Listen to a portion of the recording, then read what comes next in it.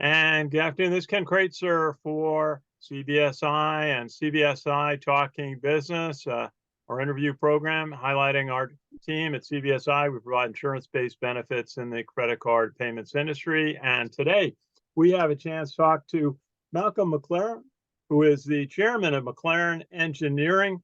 And they have a big role in promoting engineering and STEM education. And they've got a huge event that they're going to have on March 26th, the Tri-State Engineering Expo, bringing it back after a couple of years lost due to COVID. Mr. McLaren, good to see you today. How you doing? Good to see you, Ken. I'm doing well, thanks. Well, I am so glad I got a chance to visit your 2019 edition of the Engineering Expo at White Plains High School right in Westchester, just north of New York City. You had every gym and cafeteria and auditorium full of young students from Girl Scouts to all sorts of groups participating. You had colleges and practitioners. Just tell us a little bit about how this program started and bring you back after the last couple of years.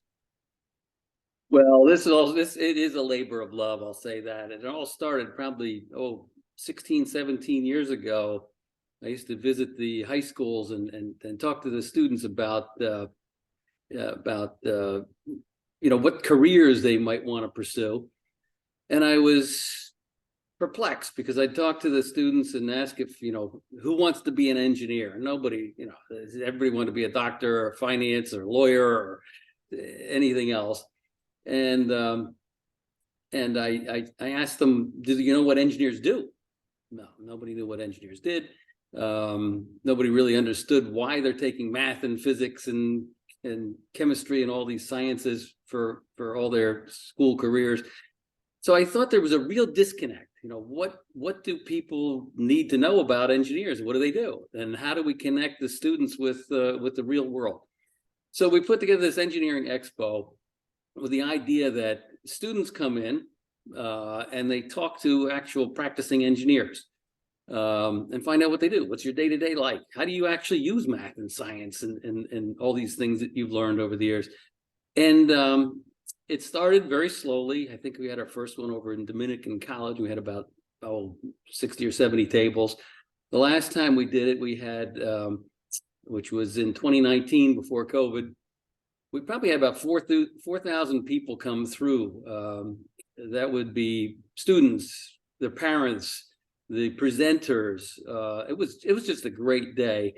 So I think this year already we've got about 45 colleges registered. So they'll come and explain to both the parents and the students what the admissions process is, what student life is like on the campus. We'll have some students there, professors, admissions people.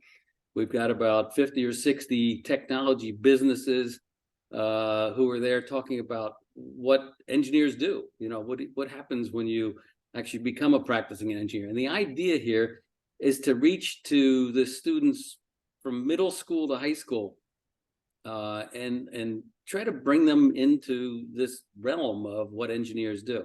Because I think there's really a lot missing.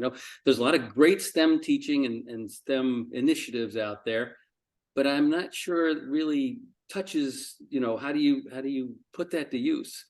There's also a lot of good scholarship work being done at the college level, but I think that middle school, high school group really needs to understand what the opportunities are in engineering and technology and how they start a career. How do you go to school? Where do you choose a school? What do the schools have to offer? So that's the basic premise. Very good. And it's all part of, we've been focusing on our reporting on STEM education, science, technology, engineering, and math.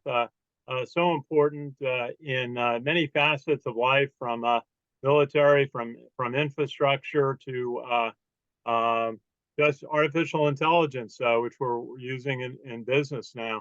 Tell us a little bit about how engineering fits into the initiatives to promote STEM education for the groups that you mentioned. Well, engineering is where we actually put it to use, right? So we're learning the math. You know, as a student, you learn the math, you learn the science, whether it's chemistry, biology, physics. We actually use that on a daily basis, whether we're designing bridges or rocket ships or airplanes or machinery to make the world go around. One of the things I did hear a lot from students in the high school career fairs was, I want to go into business. Okay, well, what business do you think you might want to go into? And I would say that in a lot of opportunities, that business is going to be based on technology. And I think that people really need to learn the technology before they get into the business. It's very difficult to do it the other way around. If you're rooted in the technology and understand that, it'll really help in whatever business venture you might go into. Well, the Expo is going to be on Sunday, March 26th, and starting 11 o'clock. Tell us a little bit about what visitors will experience when they attend. I know you've got different groups participating, and you've got different sessions and projects, and then talks with colleges and companies. What will visitors experience when they attend? Well, it can be overwhelming. We have a lot of displays.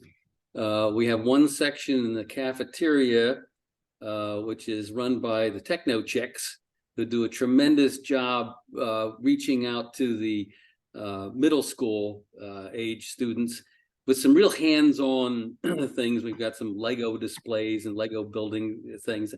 And it's really to get them thinking. It's the connection between the math, physics, and reality, and it's something that they do quite well. Then in the main gym, the boys and girls gyms, we've got about 120 displays, which have these are man booths by the colleges and the technology companies, where we're talking to students and explaining what we do on a daily basis, right? How do we integrate the STEM work with the real world? We're going to have some robotics there. We're going to have we try to make it as interactive as possible. And then we have a couple of sessions, panel sessions in various rooms. I think there are 3 each of a woman's engineer session. So young women can understand what it's like for a woman to become an engineer. We've got 3 sessions with young engineers. So these are the ability for the students to talk to somebody who's recently out of college and just joined the workforce as an engineer, to get the perspective. And then, of course, we've got Boy Scouts and Girl Scouts sessions where they can get, Boy Scouts can get merit badges and Girl Scouts can get patches for engineering. So it's just it's a day full of interaction and fun, and I'll be frank, it's kind of exhausting, but it's really worthwhile. Well, it was such a great event when we attended in 2019, and it's great you're able to bring it back this year. What are some of the elements that high school students should be thinking about if they see an element of engineering that they're interested in, that the courses they should take, and maybe the projects that they should take that could put them into a college engineering program?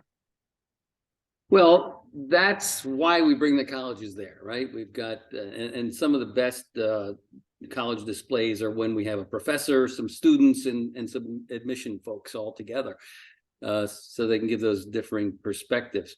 The one thing I would say to students is that they're all in a rush to determine, do I want to be a civil engineer, electrical engineer, a nuclear engineer, a electrical engineer?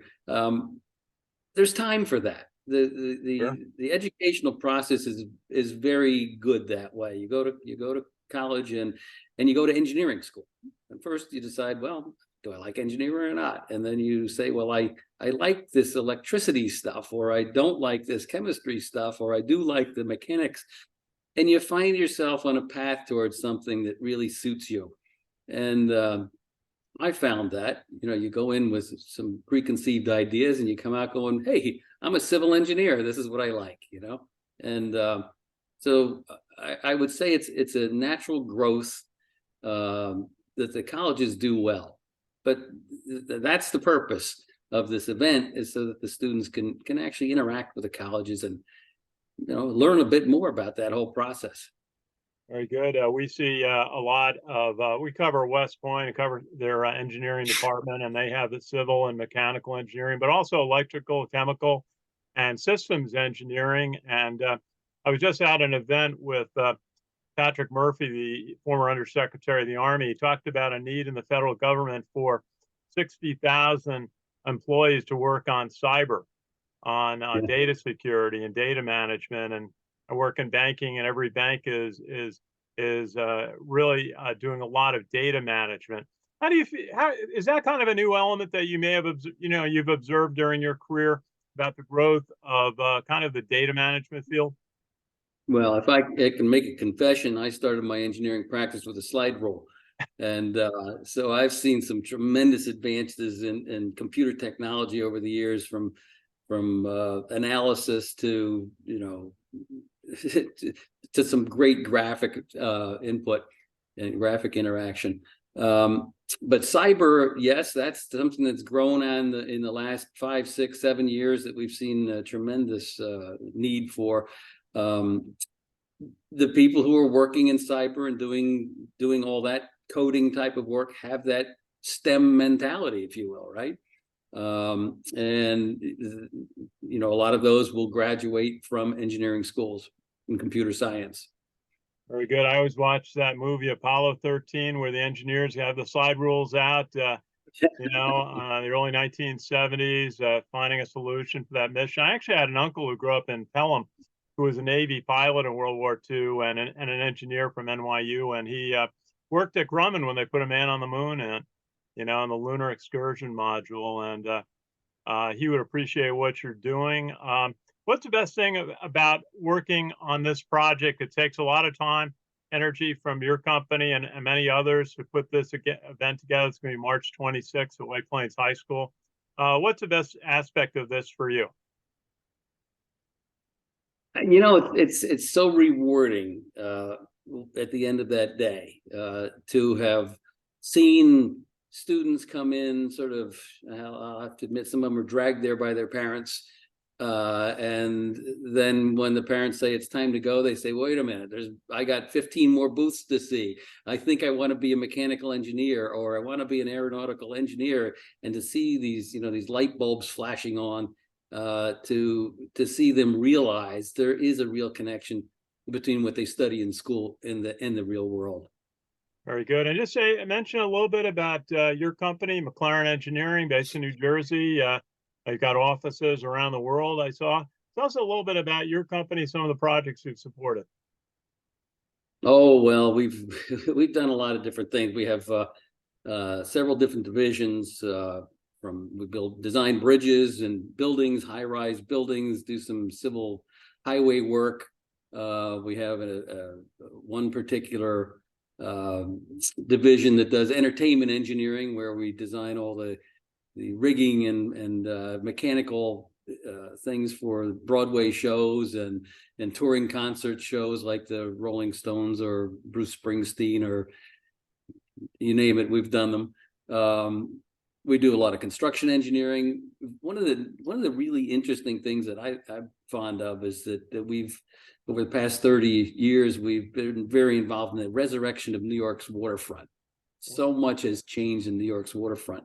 We're now commuting by ferry, where people are living and playing on the waterfront that was completely abandoned 30 or 40 years ago. So that's been a really kind of a fun thing for us to do.